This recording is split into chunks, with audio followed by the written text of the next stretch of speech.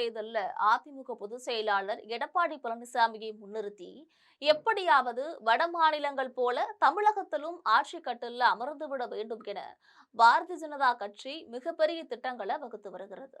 அந்த வகையில இன்னமும் எடப்பாடி பழனிசாமி தான் முதல்வர் வேட்பாளர் என பாஜக தரப்பிலிருந்து அதிகாரப்பூர்வமாக அறிவிக்கப்படல.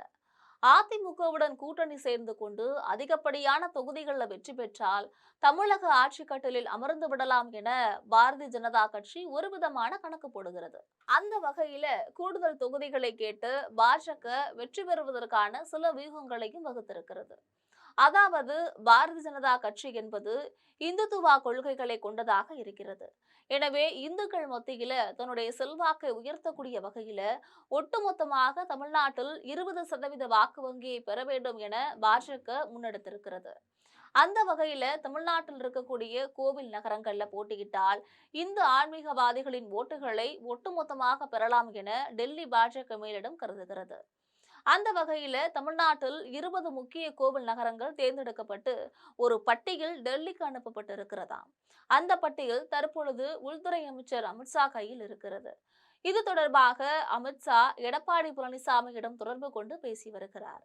ஆனால் அவர்கள் கேட்கக்கூடிய பல தொகுதிகள்ல அதிமுக வெற்றி பெற்ற தொகுதியாகவும் அதிமுக கோட்டையாகவும் இருப்பதால குறிப்பிட்ட பல தொகுதிகளை ஒதுக்கி தர முடியாது அப்படின்னு எடப்பாடி பழனிசாமி பிடிவாதம் பிடிக்கிறாராம். இதன் நிமித்தமாக தற்பொழுது எடப்பாடி பழனிசாமிக்கும் உள்துறை அமைச்சர் அமித்ஷாவுக்கும் இடையே கருத்து வேறுபாடுகளும் ஒருபுறம் நிலவி வருகிறது.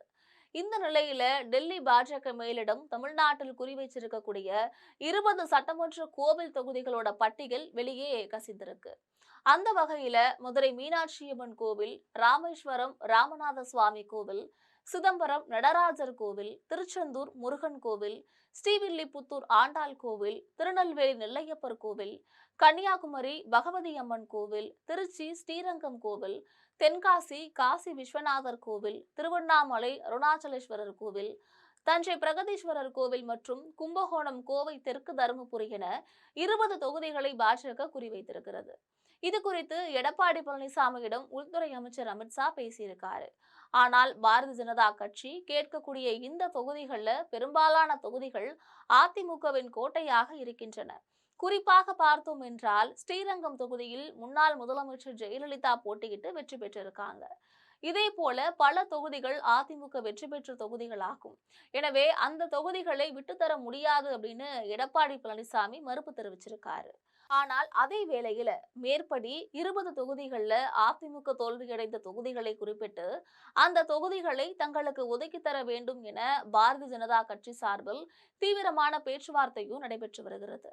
எனவே வரக்கூடிய சட்டமன்ற தேர்தலில் அதிமுக கூட்டணியை பொறுத்த வரைக்கும் கோவில் அமைந்திருக்கக்கூடிய தொகுதிகளில் பாரதிய ஜனதா கட்சி பெரும்பாலும் போட்டியிடுவதற்கான வாய்ப்புகள் இருக்கிறது என்பது குறிப்பிடத்தக்கது.